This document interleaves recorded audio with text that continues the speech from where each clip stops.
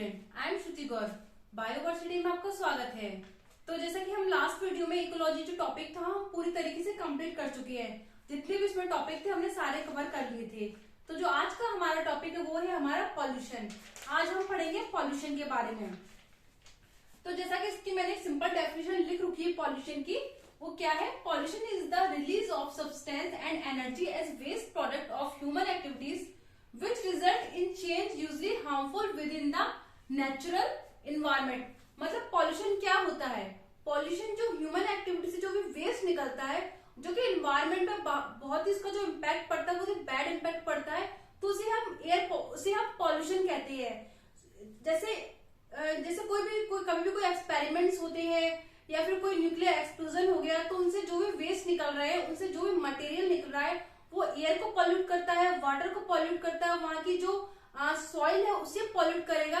तो कहीं ना कहीं हम बोल सकते हैं सारे पॉल्यूशन होते हैं, उनका जो पॉल्यूट करने का तरीका होता है वो एक ही होता है। जो ह्यूमन एक्टिविटी जो वेस्ट निकलता है वो एयर को भी पॉल्यूट करता है, वो वाटर को भी पॉल्यूट करता है, वही सॉइल को भी पॉल्यूट करता है।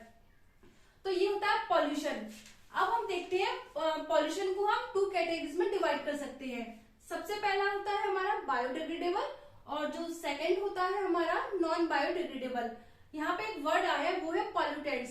Pollutants can be divide into 2 parts. ये पॉल्यूटेंट्स देखते हैं क्या होता है। पॉल्यूटेंट्स मतलब जो कि पॉल्यूशन को फैलाता है, इसका हिंदी नाम होता है प्रदूषक। मतलब जिसकी वजह से प्रदूषण या पॉल्यूशन फैलता है उसे हम पॉल्यूटेंट्स या प्रदूषक कहते हैं। तो सबसे पहला है हमारा बायोडिग्रेडेबल और जो सेकंड है हमारा नॉन बायोडिग्रेडेबल। बायोडिग्रेडेबल मतलब ऐसे पॉल्यूटेंट्स या ऐसे पॉल्यूशन जो वातावरण में नष्ट हो जाते हैं उसे बोलते हैं बायोडिग्रेडेबल। इसमें आ सकता है हमारा वेजिटेबल स्टफ आ सकता है, हमारा डोमेस्टिक वाटर आ सकता है,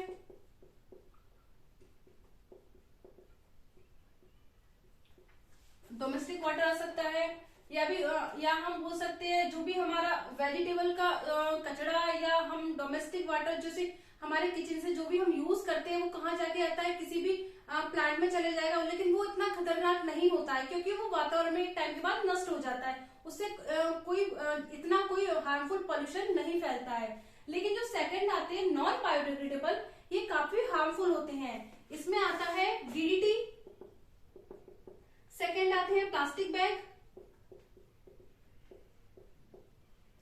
थर्ड आते हैं हमारे इंसेक्टिसाइड, फोर्थ आते हैं हमारे पेस्टिसाइड्स। ये जो खेतों में यूज किए जाते हैं इंसेक्टिसाइड, पेस्टिसाइड, ये सब क्या है? पॉल्यूशन। इन सबसे ही पॉल्यूशन फैलता है। इनको ही हम पॉल्यूटेंट कहते हैं, जो कि एनवायरमेंट में काफी लंबे टाइम तक बने रहते हैं। ये बोलते हैं नॉन बायोडिग्रेडेबल, जो कि नष्ट नहीं होते उन्हें बोलते हैं नॉन बायोडिग्रेडेबल, और जो नष्ट हो जाते हैं उसे बोलते हैं बायोडिग्रेडेबल। वो होता है हमारा वेजिटेबल स्टफ हो सकता है, डोमेस्टिक वाटर हो सकता है, मतलब ऐसी कोई भी चीज हो सकती है जो एनवायरमेंट को ज्यादा इफेक्ट ना करे, उसे बोलते हैं बायोडिग्रेडेबल, और एक टाइम के बाद नष्ट हो जाती है, उसे बोलते हैं बायोडिग्रेडेबल। अब आते हैं हम टाइप्स ऑफ पॉल्यूशन के बारे में। पॉल्यूशन कौन कौन से टाइप का होता है? फर्स्ट होता है हमारा एयर पॉल्यूशन।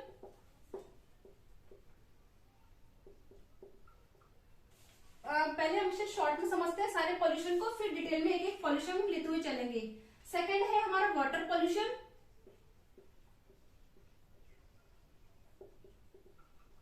थर्ड है हमारा सॉइल पॉल्यूशन,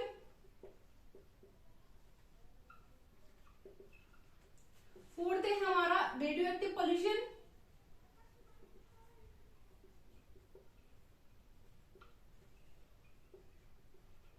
फिफ्थ है हमारा नॉइज पॉल्यूशन।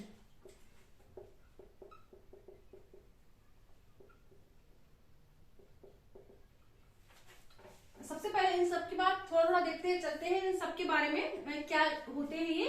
एयर पॉल्यूशन मतलब ऐसे पॉल्यूटेंट्स या ऐसे प्रदूषक जो कि वहां की एयर फ्रेश एयर को प्रदूषित करें, उसे बोलते हैं एयर पॉल्यूशन, या जो फैलाते हैं उसे हम बोलते हैं एयर पॉल्यूटेंट। जैसे वो कोई गैस हो सकती है, या वहां होने वाला कंबशन हो सकता है, दहन हो सकता है। जैसे दहन क्या, जैसे कोई फसलें जलती हैं तो वहां से जो धुआं निकलता है वो भी एयर को पॉल्यूट करता है।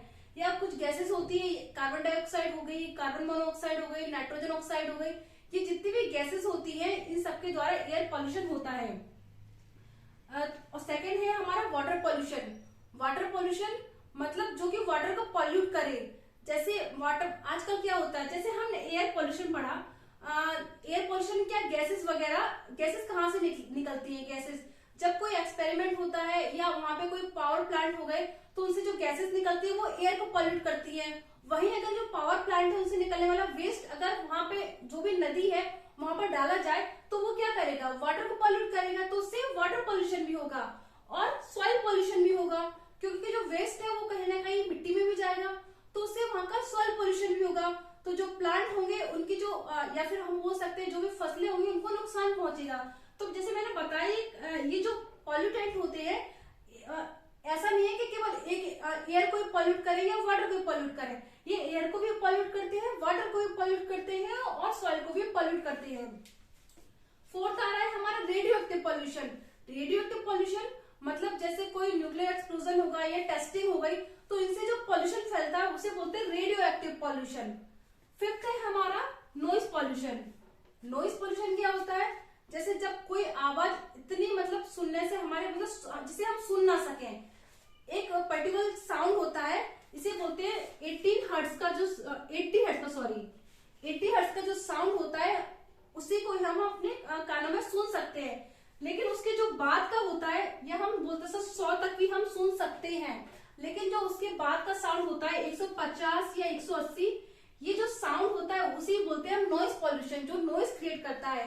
चाहे वो एरोप्लेन से निकलने वाली आवाज हो या किसी रॉकेट से निकलने वाली आवाज हो, ये सभी एयर पॉल्यूशन नॉइज पॉल्यूशन फैलाते हैं। मतलब एक जो साउंड की लिमिट होती है उससे जो बाहर लिमिट हो जाती है उसे हम बोलते हैं नॉइज पॉल्यूशन। तो ये हो गए सारे पॉल्यूशन। अब एक एक करके हम सारे पॉल्यूशन को डिटेल में पढ़ते हुए चलते हैं कि क्या होते हैं, इनके कॉजेज, कैसे हम इन्हें रोक सकते हैं, इनको हम पढ़ते हुए चलते हैं। तो सबसे पहले हम पढ़ते हैं एयर पॉल्यूशन को।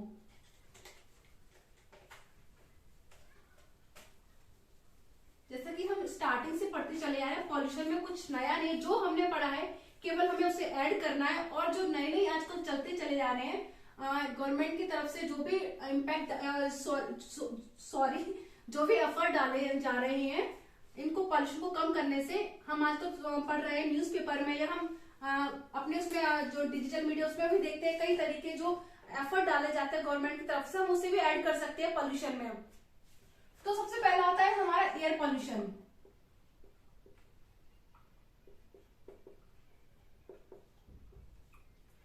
जैसे मैंने बताया क्या होता है एयर पॉल्यूशन, जो भी ऐसी एयर को आके जो भी ऐसी चीज जो ह्यूमन एक्टिविटीज द्वारा रिलीज की जाए जो कि एयर को पॉल्यूट करे वो होती है एयर पॉल्यूशन। अब ये या तो हो सकती है कोई गैसेस हो सकती है या वहां होने वाला कंबशन हो सकता है, कुछ भी हो सकता है जो कि एयर को पॉल्यूट करे। तो ये इसे भी दो कैटेगरीज में बांटा गया है। पहला है प्राइमरी पॉल्यूटेंट।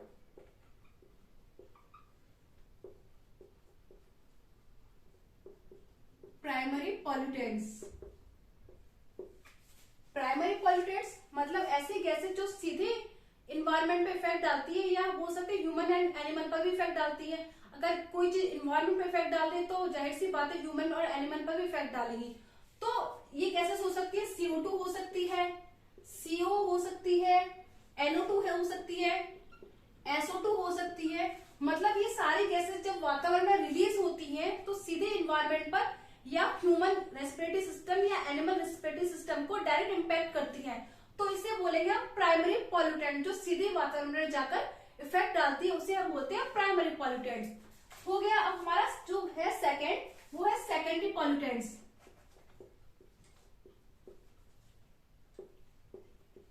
सेकेंडरी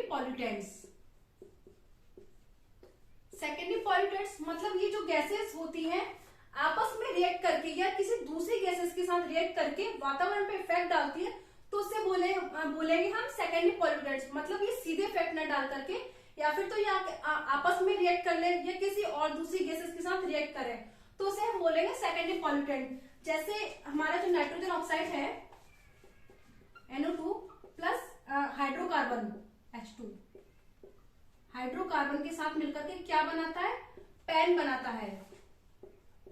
इसकी फुल फॉर्म होती है पैरा ऑक्सी एसिटाइल नाइट्रेट। लिख देती हूं पैरा ऑक्सी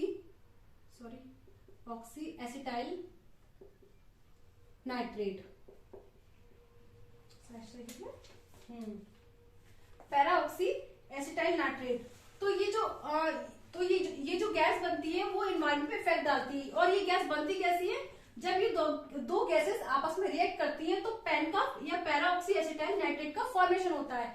इसे बोलेंगे हम सेकेंडरी पॉल्यूटेंट, जो कि सीधे एनवायरमेंट में ना जाकर के किसी दो गैसेस से मिलकर के एनवायरमेंट को इफेक्ट डालती है, उसे हम बोलते हैं सेकेंडरी पॉल्यूटेंट। तो ये तो हो गए हमारे एयर पॉल्यूटेंट को हम टू कैटेगरी में डिवाइड करते हैं। पहला होता है प्राइमरी और दूसरा होता है सेकेंडरी। अब आते हैं हम इसके नेक्स्ट पॉइंट की तरफ। उससे पहले मैं एक चीज समझाना चाहूंगी जिसके बारे में हमने काफी टाइम से हम पढ़ते चले जा रहे हैं, जो कि एयर पॉल्यूशन का एक एग्जाम्पल भी है। इसे एक बार क्लीन कर दूं मैं। Bhopal gas tragedy.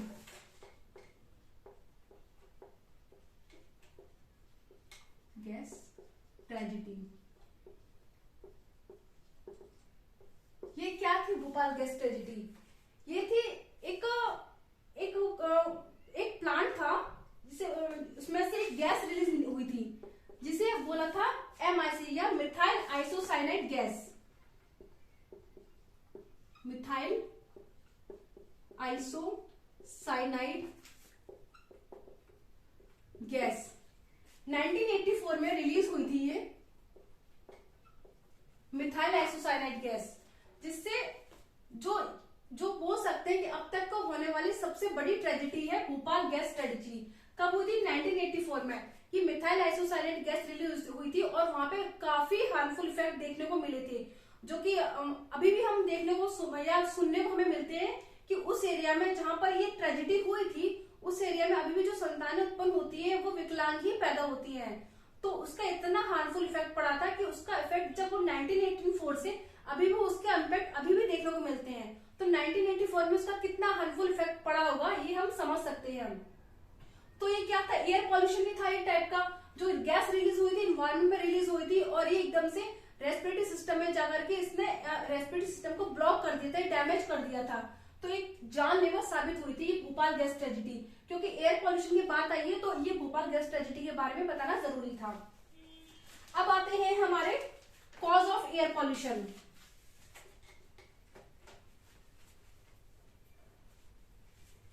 Cause of air pollution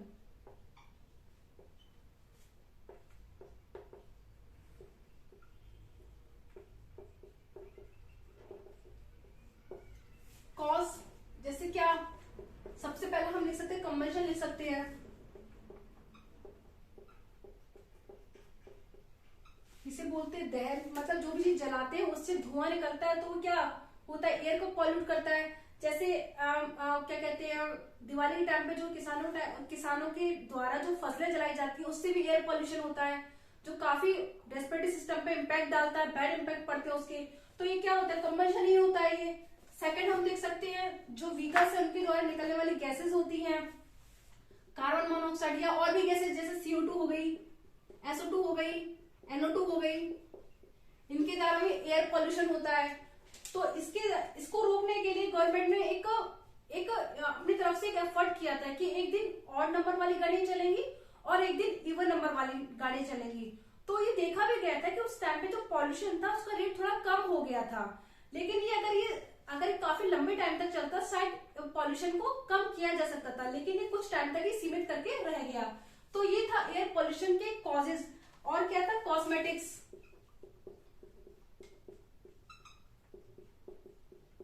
cosmetic industry से जो भी वेस्ट निकलता है उससे भी एयर पॉल्यूशन होता है। फोर्थ हो गया केमिकल इंडस्ट्री से निकलने वाला वेस्ट।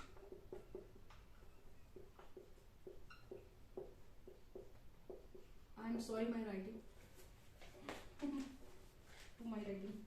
और जो वेल्डिंग मशीन होती है उनसे भी काफी एयर पॉल्यूशन, जो हम देखते हैं वेल्डिंग मशीन जो लोहे को जोड़ती है, आई थिंक वेल्डिंग मशीन से निकलने वाला जो वेस्ट होता है उससे भी एयर पॉल्यूशन फैलता है। तो ये तो हो गया कॉज ऑफ एयर पॉल्यूशन। अब हम देखते हैं जो नेचुरल जो कॉज होती है एयर पॉल्यूशन, जिनकी वजह से एयर पॉल्यूशन फैलता है, वो कौन कौन से होते हैं natural air pollutant.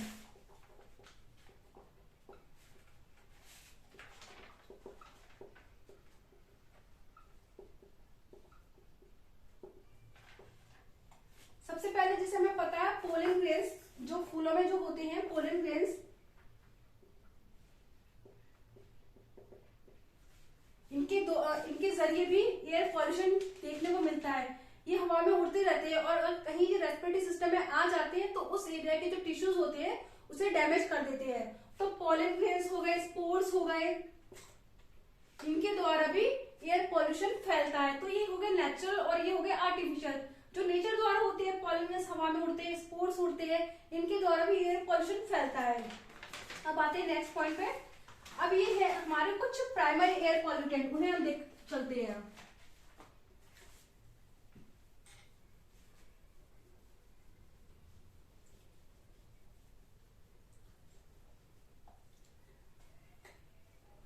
Primary air pollutant, primary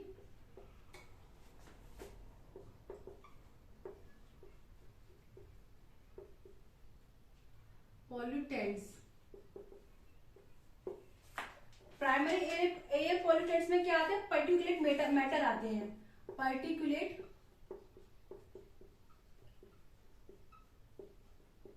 matter, particulate matter क्या होते हैं? स्मॉल पार्टिकल होते हैं जो कि हवा में फैल करके एयर पॉल्यूशन फैलाते हैं। स्मॉल पार्टिकल होते हैं, चाहे वो स्टोन होगा, मतलब उनका साइज होता है 2.5 pm से कम होता है। 2.5, हाँ 2.5 pm से इनका साइज कम होता है। पर्टिकुलेट मैटर होते हैं, ये स्टोन हो सकते हैं कुछ भी छोटे छोटे, जो कि हवा में फैल करके एयर पॉल्यूशन करते हैं। तो ये है प्राइमरी एयर पॉल्यूटेंट। अब जैसे हम बात कर ले, या कुछ हो गए डस्ट पार्टिकल हो गए, डस्ट पार्टिकल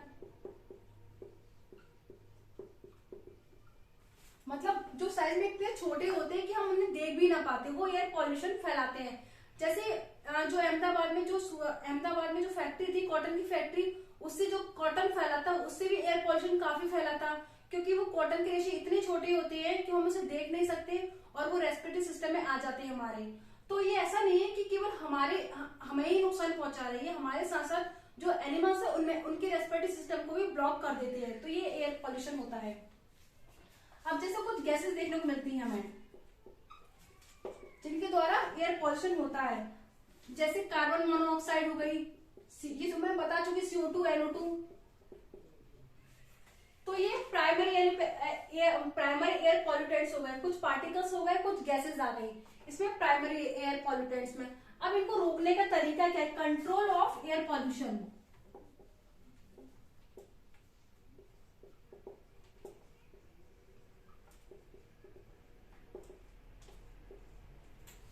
कंट्रोल क्या है? एक मिनट। कंट्रोल क्या है? कंट्रोल एयर पॉल्यूशन मतलब जैसा कि जो गवर्नमेंट थी उसने एक मुहिम चालू की थी अपनी साइड से कि एक दिन ऑड नंबर वाली गाड़ी चलेंगी और एक दिन इवन नंबर वाली गाड़ी चलेंगी।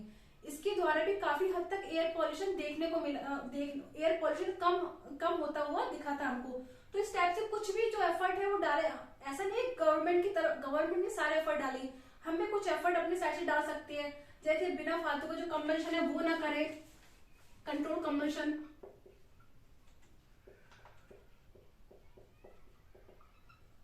या जो व्हीकल से निकलने वाला धुआं होता है उसे हम रोक सकते हैं। उसे हम कैसे रोक सकते हैं?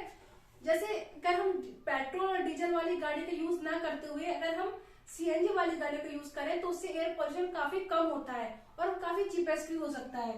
तो कुछ ये कंट्रोल कुछ भी हो सकते हैं, या तो ये कंबशन को कम करना हो, या व्हीकल्स में से जो धुआं निकल रहा है या पेट्रोल डीजल हो रहा है उसकी जगह हम CNG का यूज करें, या जो इंडस्ट्रीज हैं उनको हम रेजिडेंशियल एरिया से थोड़ा दूर बनाएं ताकि उनका जो वेस्ट निकले वो इन्वायरमेंट को इतना पॉल्यूट ना करे। लेकिन पॉल्यूट तो करेगा, लेकिन जो उसके इम्पैक्ट पड़ेंगे भी ह्यूमन एरियाज पर थोड़े कम देखने को मिलेंगे। तो ये काफी सारे तरीके हैं जिसके द्वारा हम एयर पॉल्यूशन को कम कर सकते हैं। आज मैं काफी हकला रही हूँ, आई नो, सॉरी। तो ये काफी तरीके हैं किनकी वजह से हम एयर पॉल्यूशन को कम कर सकते हैं। तो ये है हमारा एयर पॉल्यूशन। और भी जो हमारे माइंड में आ सकते हैं जिसकी वजह से हम कम कर सकते हैं तो हम उसे ऐड कर सकते हैं इसे। तो अगर ये वीडियो आपको समझ में आया तो please like, share and subscribe कीजिए और नेक्स्ट वीडियो में हम वाटर पॉल्यूशन को समझते हुए चलेंगे। Thank you.